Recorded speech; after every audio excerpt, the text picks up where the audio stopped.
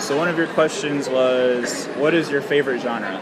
Yeah. Because we're reading creative nonfiction. Yeah. What have you done? Anything else?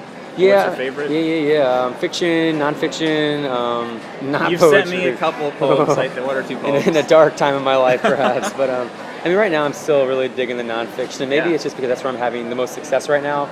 I realized I haven't published like a fiction story in like over a year, maybe 2, and this is my first love. I love fiction, so I feel like maybe it's like another sort of revision. Yeah, maybe it's like a career revision. Maybe it's a career revision. We start off with a preliminary thesis of fiction, but we actually find ourselves writing nonfiction. There you go, and that's good. That's a great way to put it. I like that a lot. So, I mean, nonfiction at the moment, but there's ways I'm really interested in that blurring again, that boundary line between the two, and kind of imagining what things might have happened in like a nonfiction setting. So pushing nonfiction to these borderlands of like, it's still true or hypothetical or reasoning, but I'm not making this stuff up, but maybe it didn't actually happen. Maybe I'm just like imagining what might happen or stuff like that. So thinking about how we can expand the borders of nonfiction is really fun for me. Cool.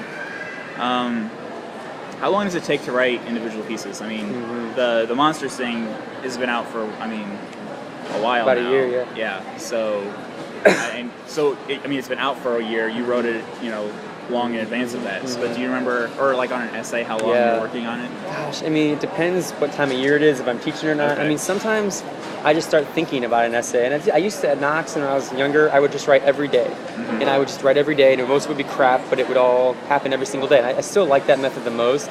But these days, with the kid and the teaching, if I can just get a couple days in a week of just like powering through and spend the rest of the time kind of thinking about it in my head, you can still get it done. But having said that, it must take me a month to do an essay these days. And that's 3,000 words or something. This is not a lot of words. That's like 100 words a day. And I can't believe that because everyone thinks I'm like Mr. Productivity. I'm always writing all these words. But it slows down. But I remember thinking, hey, my writing professors are so slow. What are they even working on? Because I was writing like 3,000 words a day, But then I realized like it takes so much time to ferment and really get these words to line up. Yeah, like the incubation process. Yeah, and to do it right, it takes a lot of time.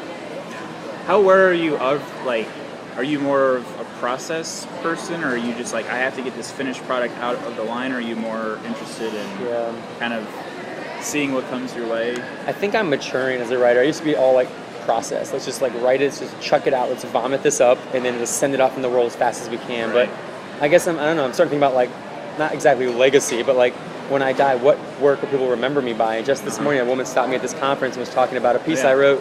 She never met me before. Like, I taught this piece in my class and I loved it, and I was so flattered because some random stranger from some other state I'd never met or anything had like known my work and shared it with students, and now you're reading my work and Brendan's sharing your work with me, and it's just so flattering to think that there might be an audience at least of 20 or so in the world who read our stuff. So I'm spending a lot more time kind of really thinking hard about things and trying to get my words right, get my thoughts right. Cool.